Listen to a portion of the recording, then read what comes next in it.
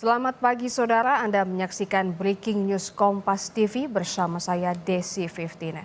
Saudara, Litbang Kompas baru saja merilis hasil survei terkait elektabilitas dalam pemilihan umum kepala daerah, khususnya dalam kontestasi pasangan calon gubernur dan wakil gubernur Provinsi Jakarta 2024. Seperti yang kita ketahui bersama, kursi gubernur dan wakil gubernur Jakarta diperebutkan 3 pasangan calon, yakni paslon nomor urut 1 Ridwan Kamil dan Suswono, paslon nomor urut 2 Dharma Pongrekun dan Kun Wardana, dan paslon nomor urut 3 Pramono Anung dan Rano Karno.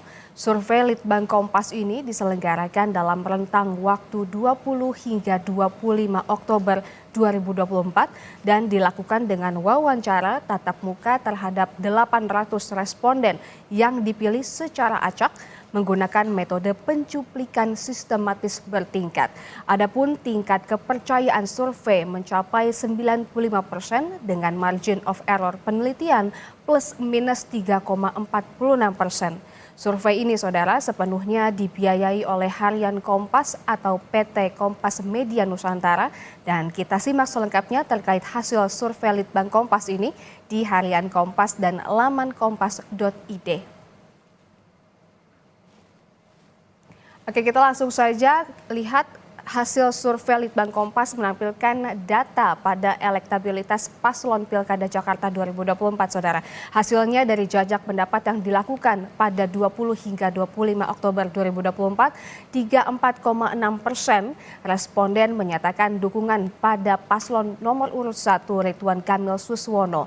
Kemudian sebanyak 3,3% menyatakan dukungannya untuk paslon nomor urut 2 Dharma Pongrekun Kun Wardana. Dan sebanyak 38,3% responden menyatakan dukungannya untuk paslon nomor urut 3 Pramono Anung Rano Karno. Sementara 20,6% responden masih belum menentukan pilihan atau tidak menjawab. Dan saudara, jajak pendapat atau survei Litbang Kompas juga memperoleh data silang atau cross elektabilitas berdasarkan generasi atau usia. Litbang Kompas kemudian membagi ke beberapa generasi. Yang pertama baby boomers, yakni pemilih berusia 58 hingga 76 tahun. Dan pada kelompok generasi ini 25,7% memilih paslon nomor urut 1 Ridwan Kamil Suswono, 0% untuk paslon nomor urut 2 Dharma Pongrekun Kun Wardana, sebanyak 36,5 responden memilih paslon nomor urut 3 Pramono Anung Rano Karno. Sementara itu 37,8% responden menyatakan tidak tahu atau belum menentukan pilihan. Kemudian berdasarkan generasi X, saudara, yakni pemilih berusia 44, sampai dengan 57 tahun. Dan pada kelompok generasi ini 33,1% responden memilih paslon nomor urut 1 Ridwan Kamil Suswono. 2,1% responden memilih paslon nomor urut 2 Dharma Pongrekun Kun Wardana. Dan sebanyak 41,1% responden memilih paslon nomor urut 3 Pramono Anung Rano Karno. Sementara itu 23,7% responden menyatakan tidak tahu atau belum menentukan pilihan. Kemudian berdasarkan generasi Y Madya, saudara, yakni pemilih berusia 36 sampai dengan 43 tahun. Pada kelompok generasi ini 27,5% responden memilih paslon nomor urut 1 Ridwan Kamil Suswono. 5,9% responden memilih paslon nomor urut 2 Dharma Pongrekun Kun Wardana. Sebanyak 45,1% responden memilih paslon nomor urut 3 Pramono Anung Rano Karno. Sementara itu 21,5% responden menyatakan tidak tahu atau belum menentukan pilihan. Lalu selanjutnya berdasarkan generasi Y muda, yakni pemilih berusia 28 hingga 35 tahun. Pada kelompok generasi ini sebanyak 40,1% responden memilih paslon nomor urut 1 Ridwan Kamil Suswono. 2,7% responden memilih paslon nomor urut 2 Dharma Pongrekun Kunwardana dan 36,7% responden memilih paslon nomor urut 3 Pramono Anung Rano Karno. Sementara itu 20,5% responden menyatakan tidak tahu atau belum menentukan pilihan. Kemudian berdasarkan generasi Z, yakni pemilih berusia di bawah 28 tahun. Pada kelompok generasi ini sebanyak 40,6% responden memilih paslon nomor urut 1 Ridwan Kamil Suswono. 4,2% responden memilih paslon nomor urut 2 Dharma Pongrekun Kunwardana. 31,3% responden memilih paslon nomor urut 3 Pramono Anung Rano Karno. Sementara itu 23,9% responden menyatakan tidak tahu atau belum menentukan pilihan. Kemudian survei Litbang Kompas juga memperoleh data silang atau cross elektabilitas berdasarkan partai politik dalam Pilkada Jakarta 2024. Dari para pemilih Partai Kebangkitan Bangsa yang diwawancarai Litbang Kompas, 11,6% responden memilih paslon nomor urut 1 Ridwan Kamil Suswono. 4,7% responden memilih paslon nomor urut 2 Dharma Pongrekun Kunwardana.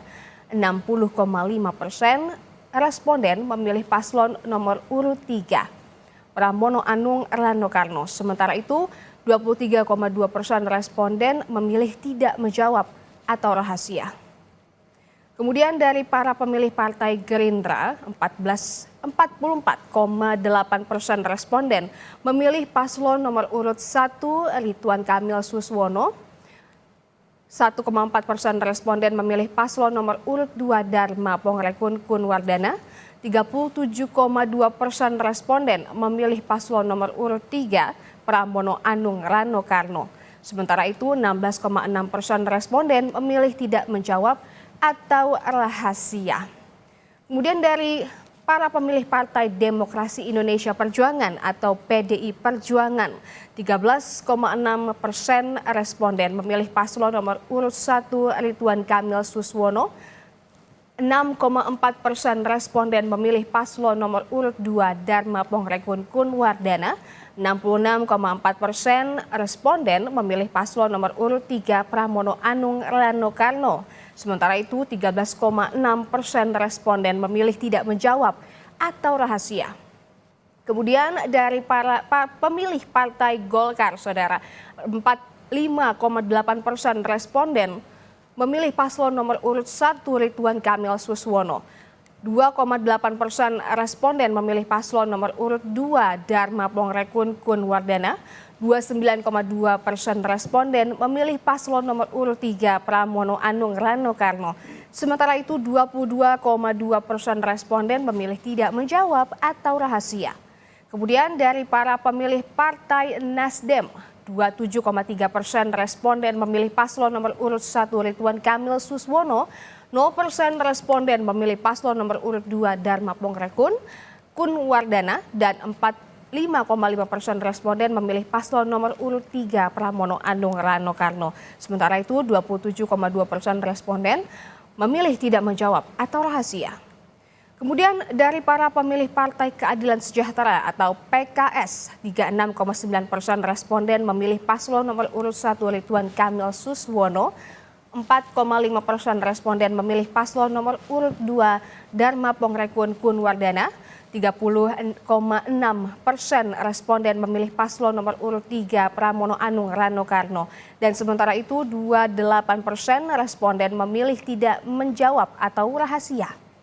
Kemudian dari para pemilih Partai Demokrat, 26,2% responden memilih paslon nomor urut 1 Ridwan Kamil Suswono. 2,4% responden memilih paslon nomor urut 2 Dharma Pongrekun Kunwardana. 40,5%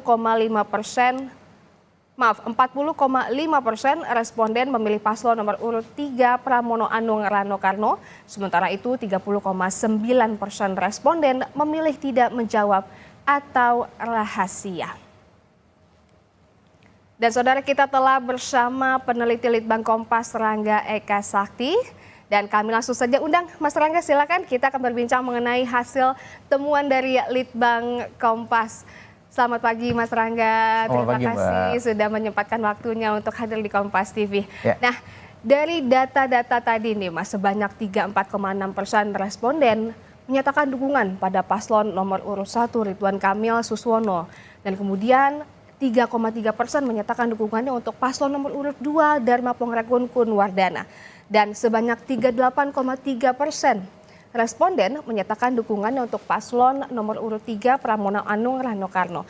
Nah, ini dengan data yang ditemukan ini apakah di luar dugaan atau sudah terprediksi? Ya, jadi memang ini pengukuran yang terbaru ya, yang sebelumnya kita coba ukur itu kan sebelum ada calon yang sudah fix atau sudah pasti. Cuman hal yang coba kita temukan adalah bagaimana persaingan itu memang masih ketat. Dalam artian perbedaan elektabilitas ini terutama antara paslon nomor 1 dan nomor 3 ya, itu memang relatifly masih tidak terlalu jauh dari margin of error. Artinya siapapun itu masih punya kans untuk bisa memenangkan pilkada begitu, Mbak. Berarti masih banyak perubahan nanti Mas, akan ada dinamika berikutnya gitu ya? Masih ada potensi untuk ada dinamika.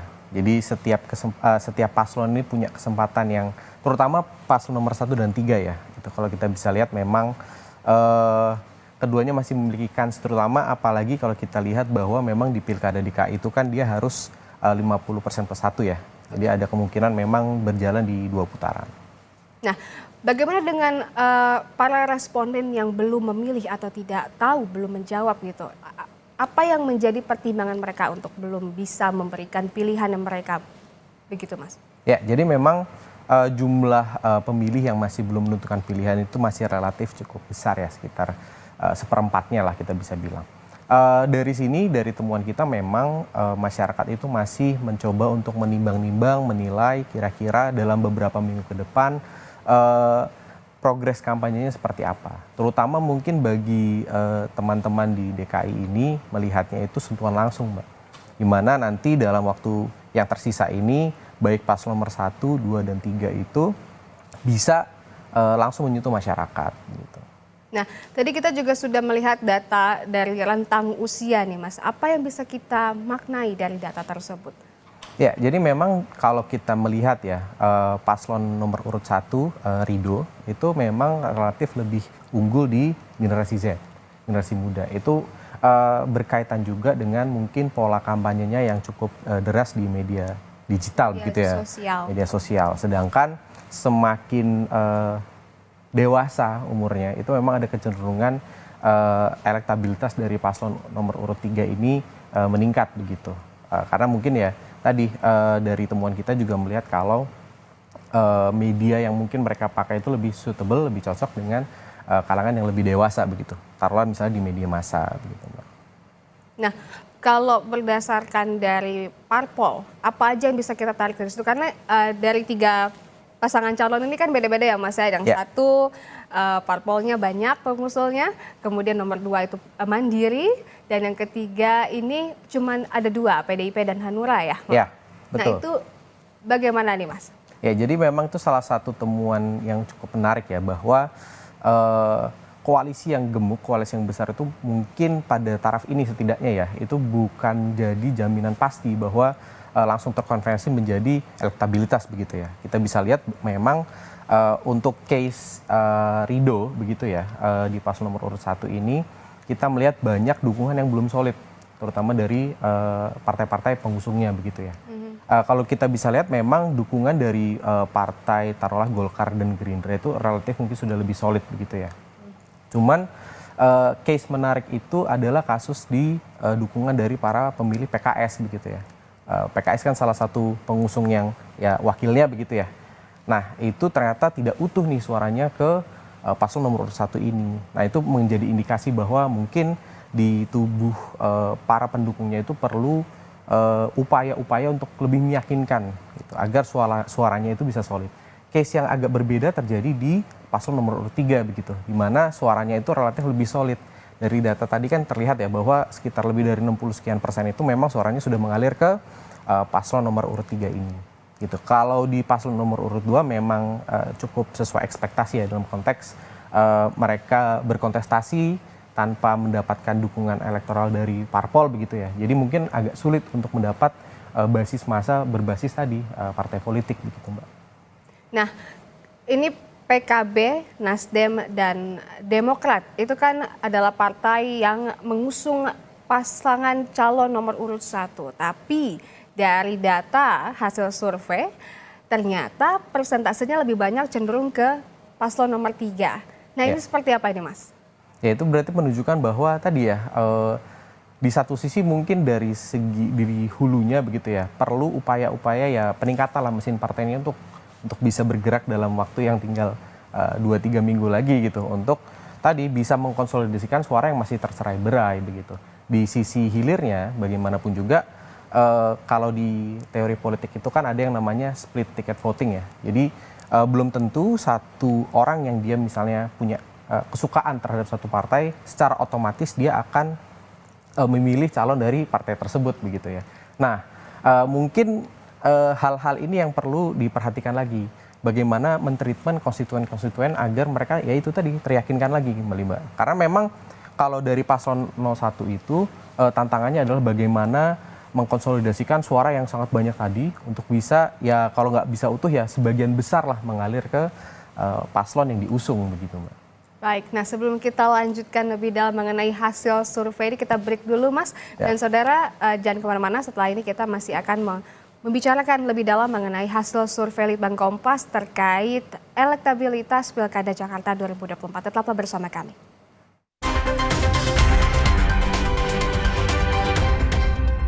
Selamat pagi saudara, Anda masih menyaksikan Breaking News Kompas TV bersama saya Desi 15. Nah, saudara, Litbang Kompas baru saja merilis hasil survei terkait elektabilitas dalam Pilkada Jakarta 2024. Survei Litbang Kompas ini diselenggarakan dalam rentang waktu 20 hingga 25 Oktober 2024 dan dilakukan dengan wawancara tatap muka terhadap 800 responden yang dipilih secara acak menggunakan metode pencuplikan sistematis bertingkat. Adapun tingkat kepercayaan survei mencapai 95% dengan margin of error penelitian plus minus 3,46%.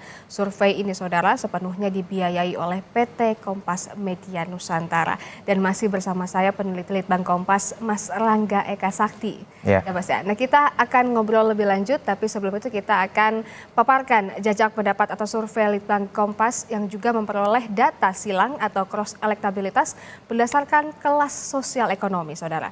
Sebanyak 33,6% kelompok masyarakat kelas ekonomi atas menyatakan dukungannya untuk paslon nomor urut 3 Pramono Anung Rano Karno. 30,2% kelompok masyarakat kelas ekonomi atas menyatakan dukungannya untuk paslon nomor urut 1 Ridwan Kamil Suswono. Dan 6% kelompok masyarakat kelas ekonomi atas menyatakan dukungannya untuk paslon nomor urut 2 Dharma Pongrekun Kunwardana.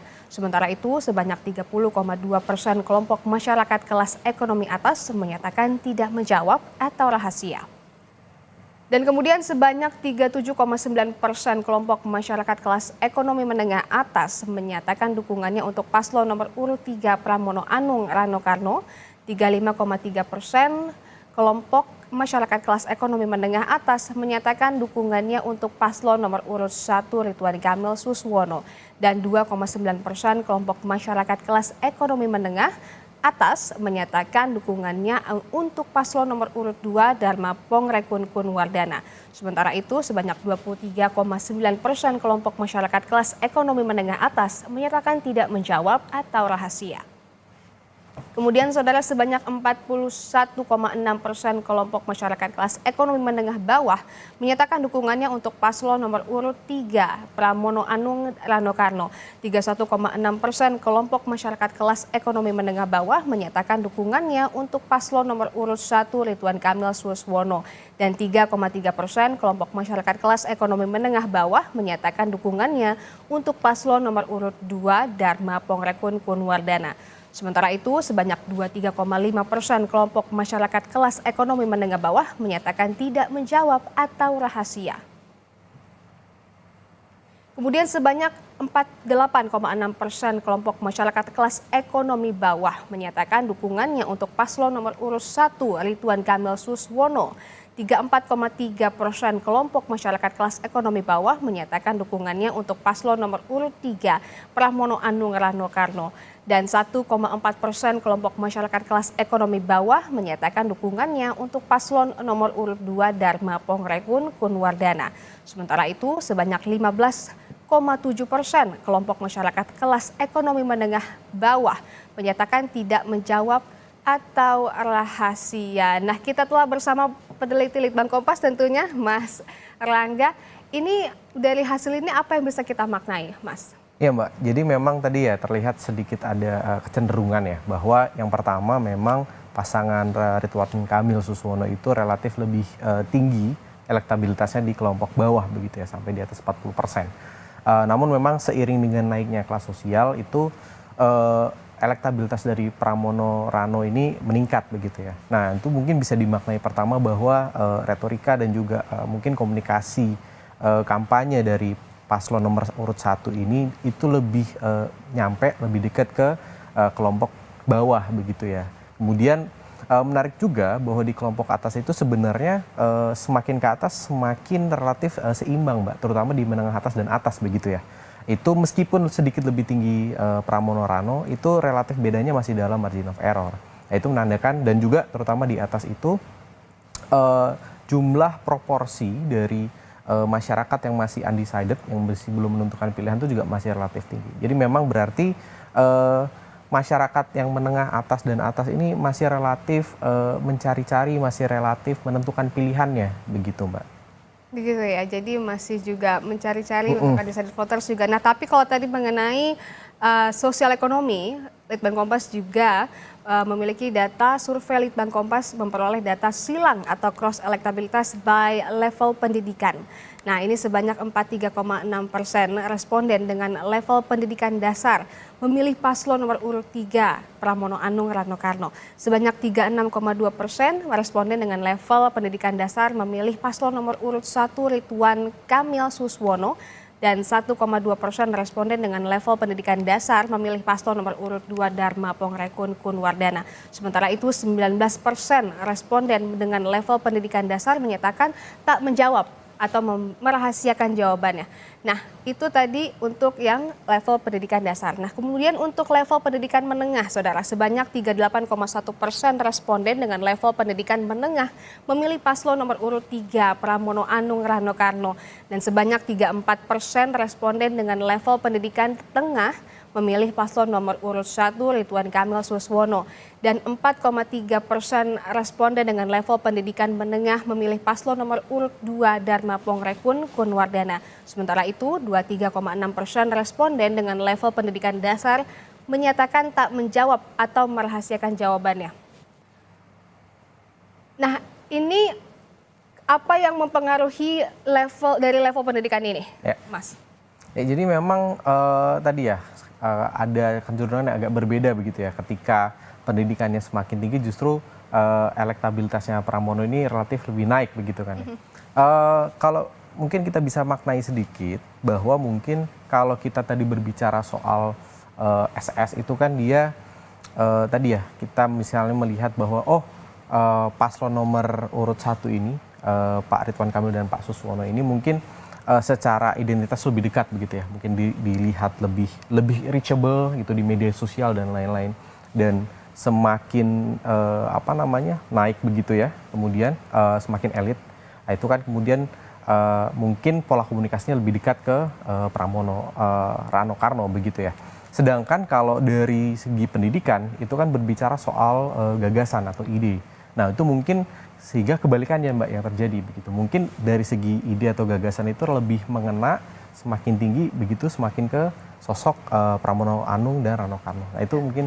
Kalau tadi kan level pendidikan dasar dan menengah ya Mas. Ya, ini adalah yang level pendidikan tinggi Saudara. Nah sebanyak 33,5% responden dengan level pendidikan tinggi memilih paslon nomor urut 1 Ridwan Kamil Suswono. Sebanyak 30,6% responden dengan level pendidikan tinggi memilih paslon nomor urut 3 Pramono Anung Rano Karno dan 4,1% responden dengan level pendidikan tinggi memilih untuk paslon nomor urut 2 Dharma Pongrekun Wardana. Sementara itu 31,8% responden dengan level pendidikan tinggi menyatakan tidak menjawab atau merahasiakan jawabannya. Nah ini seperti apa nih Mas kalau misalnya kita lihat dibandingkan dengan yang level pendidikan menengah dan dasar? Ya tadi ketika kita berbicara soal tadi ya tingkat pendidikan tuh memang itu sangat mempengaruhi bagaimana perilaku dari pemilih di satu klaster itu begitu ya Mbak ya. Kalau kita lihat di pendidikan tinggi ini memang terlihat bahwa pemilih di kategori ini itu relatif lebih kritis gitu Mbak dalam melihat tiap paslon begitu.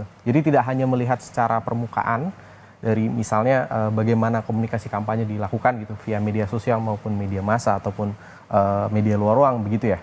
Nah kalau dari segi pendidikan ini mereka akan lebih kritis, makanya jumlah dari yang masih belum menentukan pilihan itu relatif lebih tinggi. Masih tinggi. Ya, karena mereka menjadi bagian dari pemilih yang paling banyak pertimbangannya begitu Mbak.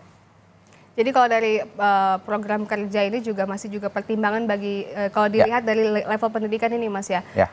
Nah kita akan ngobrol lebih lanjut lagi, cuma nanti kita akan jeda dulu dan tentunya masih bersama kami di Breaking News Kompas TV terkait hasil elektabilitas Pilkada Jakarta 2024.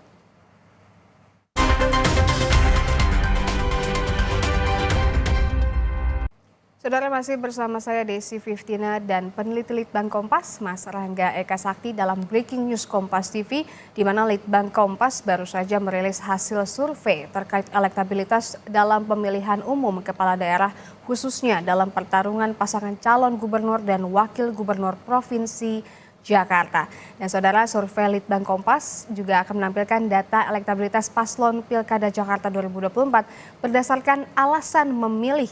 Ada beberapa faktor yang berpengaruh, diantaranya pengalaman dalam pemerintahan sebanyak 30,7% responden, dan visi misi dan program kerjanya sebanyak 20,4%. Kualitas cagup dan atau cawagupnya yakni 17,6%,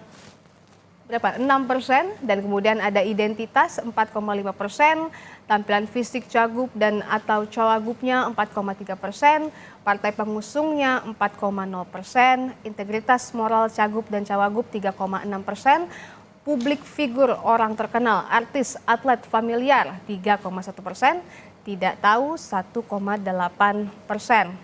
Suka, senang terhadap paslon 1,5%, pilihan keluarga, kerabat, orang terdekat 1,4%, berharap jauh lebih baik lagi 1,1%, tahu kinerjanya 0,7% dan lainnya 3,7% dan tidak tahu masih ada di 1,8%. Nah ini apa nih Mas yang bisa kita petik dari sini Mas? Ya, jadi dari sini kita memang melihat bahwa pengalaman dari cagup dan cawagup di kontestasi ini tuh memang jadi pertimbangan yang paling utama ya di responden kita. Itu sejalan juga dengan pertimbangan kedua Mbak, yaitu visi, misi, dan program kerja. Gitu. Jadi sebenarnya ini menunjukkan karakteristik pemilih di DKJ ya, daerah istimewa Jakarta ini yang cukup rasional begitu ya dalam memilih pilihannya nanti. Selaras juga dengan faktor ketiga yang dipertimbangkan yaitu kualitas cagup dan atau cawagupnya. Kualitas ini kan merefer ke hal-hal seperti misalnya background pendidikan dari cagup cawagupnya, kemudian kualitas dirinya gitu ya, dia pernah punya karya apa, and so on and so forth. Nah itu hal-hal yang lebih mengarah ke rasional tadi gitu. Apakah ada latar belakang profesi yang itu juga sempat berpengaruh nggak Mas? Ya kurang lebih ya, itu kan bagian dari tadi ya kualitas cagup dan juga cawagupnya gitu. Kalau kita lihat background dari masing-masing paslon yang berkontestasi itu kan memang cukup high profile ya. Di paslon nomor urut 1 ya Pak RK terutama kan mantan gubernur gitu. Kemudian di paslon nomor urut 2 mantan jenderal polisi begitu ya. Di paslon nomor urut 3 itu mantan menteri begitu. Jadi semua itu punya posisi yang cukup elit begitu ya. Punya pengalaman lah dalam eksekutif maupun di kementerian atau lembaga begitu. Nah, kalau dari kita ngomongin latar belakang nih Mas ya, kalau misalnya kita lihat RK itu kan punya pengalaman latar belakangnya di pemerintahan daerah, sedangkan Pramono di pusat. Nah itu seperti apa tuh? Bagaimanapun juga mungkin kan paslon-paslon ini tuh dilihat track recordnya panjang begitu ya. Dan kita juga melihat bahwa meskipun misalnya ya Pak Pram itu belum pernah ya menjabat sebagai kepala daerah gitu ya, mungkin pengalamannya itu membantu Pak Jokowi kemarin di kabinet itu bisa dilihat sebagai kualitas juga Mbak, ya kan? Bahwa sosok tersebut itu bisa menghandle situasi-situasi kemudian tantangan yang levelnya itu sudah nasional begitu kan Mbak. Nah, kalau kategori kualitas ini, apakah ini mengacu juga pada pengalaman para paslon, Mas? Kalau kualitas cagup dan cawagup itu mungkin sifatnya lebih personal begitu ya Mbak ya. Oke. Jadi mungkin lebih ke tadi ya track record pendidikannya, mungkin dulu pernah punya usaha atau bisnis tertentu begitu ya. Atau dulu misalnya pernah berkiprah di bidang tertentu begitu yang kemudian misalnya Rano Karno dulu kan sudah terkenal gitu ya menjadi sosok yang cukup besar di dunia entertain gitu misalnya. Jadi kualitas-kualitas yang lebih personal sifatnya. Nah, kalau kita lihat di kategori ini Mas, tampilan fisik cagup dan atau cagupnya ini apakah berpengaruh juga nih? Maksudnya RK kan sering posting di sosial media, tentunya kan ada citra-citra yang dikeluarkan di situ. Nah, ini apakah jadi faktor dari kategori ini? Mungkin ya sedikit ya Mbak, tapi kalau kita dari data ini kan kelihatan efeknya sangat sedikit ya, 4,3% begitu. Sama juga halnya dengan identitas ya, sekitar 4,5%. Ini kan juga menjadi isu ya, bagaimana misalnya sosok dari paslon nomor urut 1, nomor urut 2, nomor 3 itu kan representasi dari identitas yang berbeda-beda begitu ya. Tapi pada intinya faktor-faktor seperti identitas, kemudian tampilan fisik, bahkan tadi ya partai pengusungnya itu relatif justru lebih kecil begitu dibandingkan dengan kualitas dari cagup dan cawagupnya begitu yang posisinya paling atas lah ibaratnya. Ini sangat menarik sekali. Jadi yang kalau misalnya kita lihat dari situ alasan memilihnya dari responden kita, pengalaman visi misi dan kualitas itu menjadi yang faktor besar untuk memilih. Tapi sedangkan untuk identitas, partai pengusung bahkan kefamiliaran itu kan terkenal atau tidaknya itu tidak terlalu berpengaruh gitu ya Mas ya. Iya betul Mbak. Nah, partai pengusung, ya betul sekali. Apakah ini persentasenya sedikit, padahal nomor urut 1 diusung oleh banyak parpol? Ya, jadi berarti tadi seperti saya jelaskan ya bahwa memang berarti karakteristik pemilih dari Jakarta ini dia itu pertimbangannya rasional gitu, tidak hanya murni emosional begitu ya. Jadi ketika mereka itu memilih pemimpin ke depannya, mereka tuh kan pasti punya ekspektasi ya, kira-kira bagaimana pemimpin itu bisa membawa harapan mereka, bisa memperbaiki taraf hidup mereka begitu ya. Dan pemikiran itu yang kemudian mendasari pilihan mereka nanti gitu Mbak. Jadi makanya faktor-faktor yang mendapat titik berat gitu di pemikirannya responden kita memang lebih ke kualitas begitu ya, gagasan, visi misi makanya nomor 2. Nah, selain ada berdasarkan alasan memilih, kemudian berdasarkan pertimbangan memilih, ada beberapa faktor yang mempengaruhi sosok cagup mengambil persentase tertinggi yakni 64,1%. Kemudian sosok cawagup 22,0% dan tidak keduanya 8,8%. Tidak tahu 3,6% dan tidak menjawab 1,2%. Nah, kalau dari kita lihat yang data ini Mas, seperti apa nih? Ya, jadi memang sosok cagup ini masih relatif lebih dominan ya dibandingkan dengan sosok cawagupnya. Yaitu berarti dalam memilih responden kita itu melihatnya di sosok cagupnya begitu. Oke. Tapi kalau Rano Karno, meski dia kan cawagup nih, tapi kan cukup terkenal. Tapi kenapa ini tidak terlalu mendominasi?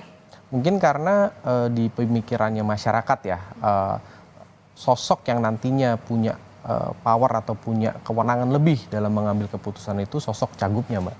Jadi ya sosok cagup itu peran yang lebih suportif lah ya kepada sosok cagupnya gitu. Nah itu mungkin yang jadi pertimbangan dari masyarakat. Kenapa kok bisa sosok cagupnya ini besar sekali ya 64,5%. Begitu. Nah, ya sudah, nanti kita akan berbicara lebih dalam lagi tentang survei Litbang Kompas dan masih tetap bersama kami di Breaking News Kompas TV.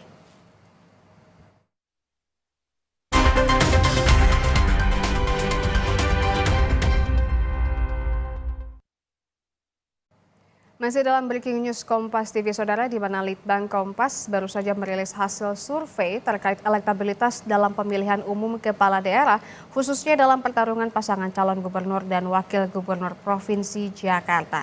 Nah, kalau kita akan langsung berlanjut saja ke berdasarkan pertimbangan pilihan calon gubernur.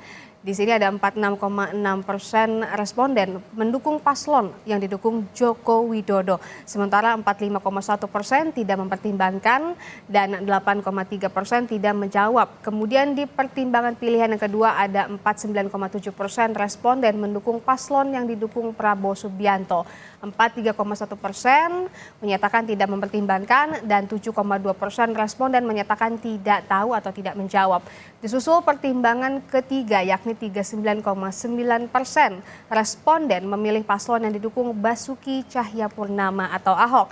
53,2% responden menyatakan tidak mempertimbangkan dan 6,2% menyatakan tidak tahu atau tidak menjawab. Dan pada pertimbangan pilihan yang keempat, 44,2% responden memilih paslon yang didukung oleh Anies Baswedan.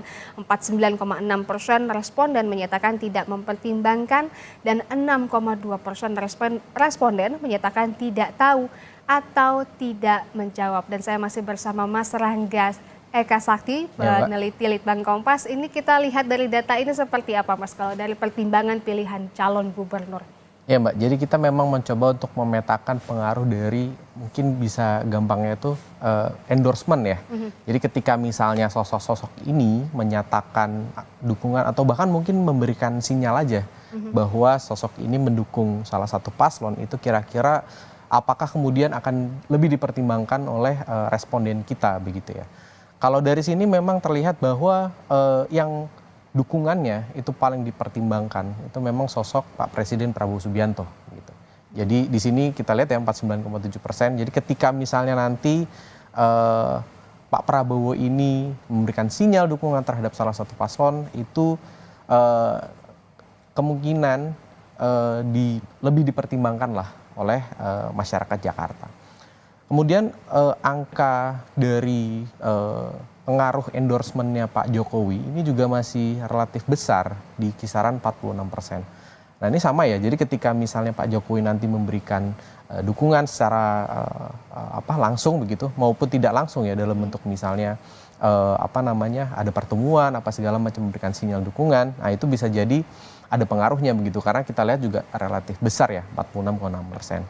Menariknya sosok dari Anies Baswedan ini juga tidak bisa dibilang kecil begitu ya pengaruhnya karena kita lihat di sini sekitar 44% dari respon kita tuh mempertimbangkan sosok yang kemudian diberikan dukungan ataupun diberikan sinyal dukungan oleh Anies Baswedan. Nah ini menarik karena mungkin pertama background dari Anies Baswedan yang dulu juga sebagai gubernur di Jakarta, kemudian kalau kita merujuk ke hasil Pilpres 2024 kemarin kan suaranya Anies Baswedan di Jakarta juga cukup besar begitu ya dibandingkan dengan nasional. Nah itu menunjukkan bagaimana sosok ini masih mungkin punya pengaruh begitu di pemilih-pemilih di Jakarta. Kalau untuk sosoknya Pak Basuki Cahayapurnama itu memang relatif lebih kecil ya. Meskipun angkanya sebenarnya nggak terlalu beda jauh ya, masih di kisaran 40%-an lah. Nah ini bukan berarti kemudian tidak ada pengaruhnya juga begitu Mbak ya. Jadi ketika misalnya pun nanti Pak Ahok ini memberikan sinyal dukungan itu bisa jadi juga berpengaruh begitu ke salah satu paslon nanti. Nah, kalau kita ngomongin ini survei ini dilakukan sebelum adanya pertemuan RK dengan Prabowo dan Joko Widodo. Nah, ini ketika sudah ada pertemuan ini, apakah nanti elektabilitas RK akan bisa berubah, Mas, atau seperti apa nih? Kalau pertanyaannya bisa berubah atau tidak ya tentu pasti masih bisa berubah ya Mbak ya. Tapi kemudian apakah jadi begini ya, endorsement ini kan makanya kita menangkapnya itu adalah bentuknya pertimbangan begitu ya. Jadi belum tentu kemudian ketika di-endorse oleh salah satu dari sosok-sosok ini itu suaranya kemudian bertambah sekian persen atau sekian persen begitu ya. Jadi paling tidak dari yang sebelumnya belum mempertimbangkan begitu di-endorse oleh sosok-sosok tertentu, itu kemudian jadi coba deh saya pertimbangkan lagi begitu ya. Jadi di satu sisi ya ada kemungkinan begitu bentuk-bentuk sinyal itu kan masih sinyal ya Mbak ya, belum dukungan secara real atau dukungan secara langsung begitu ya. Tapi di sisi lain tidak juga bisa langsung diartikan bahwa itu langsung bisa dikonversi menjadi suara yang real begitu, kurang lebih begitu Mbak. Nah, kalau kita ngomongin endorsement itu kan, sebenarnya seberapa efektif sih Mas untuk meningkatkan elektabilitas para pasangan calon gitu? Ya, mungkin di pemilihan yang perbedaan elektabilitasnya itu ketat, sebetulnya endorsement ini bisa dibilang cukup membantu lah untuk mendorong elektabilitas ya, karena kita bisa lihat terutama mungkin di sosok Pak Jokowi dan Prabowo, jumlah yang mempertimbangkan itu kan lebih besar dibandingkan yang tidak mempertimbangkan begitu ya. Kalau di Pak Jokowi 46,6%, kalau di Pak Prabowo 49,7%. Artinya terkhusus misalnya oleh yang didukung oleh Pak Prabowo itu kan separuhnya itu udah pasti mempertimbangkan begitu Mbak. Nah itu magnitudenya tentu cukup besar begitu ya, untuk bisa mungkin merubah kontestasi nanti seperti apa. Tapi apakah kemudian tadi ya langsung bisa yakin bahwa saya akan menang gitu, itu belum tentu juga Mbak. Nah, tapi selain endorsement, ada faktor apa aja sih Mas yang bisa mempengaruhi secara signifikan angka elektabilitas para pasangan calon Pilkada Jakarta ini? Karena kita juga sudah menjelang Pilkada serentak gitu kan. Itu apa aja tuh faktor yang bisa mempengaruhi secara signifikan? Kalau kita lihat dari segi hilirnya ya, kita kan pemilihan itu kan di hulu misalnya elit, parpol begitu ya, paslon gitu. Di hilir itu kan grassroots ya, akar rumput seperti apa. Kalau di segi hilir, kalau kita lihat Jakarta itu kan pemilihnya dari hasil survei kita tadi kelihatan bahwa memang sebagian besar tuh rasional Mbak. Oke. Jadi untuk bisa meyakinkan di hilir ini, gitu, itu memang perlu upaya yang ekstra untuk bisa menjabarkan tadi ya visi misinya seperti apa, menunjukkan bahwa baik di paslon nomor urut 1, nomor urut 2, dan nomor urut 3 itu kualitas mereka seperti apa. Yakinkan lagi di hilir ini yang perilaku memilihnya itu dia lebih rasional. Kemudian dari segi hulu itu memang bagaimana mesin-mesin partai ini harus digenjot habis sampai di pemilihan nanti begitu. Terutama mungkin di paslon nomor urut 1 yang masih relatif banyak bocor begitu ya, suaranya masih belum terkonsolidasi dengan maksimal.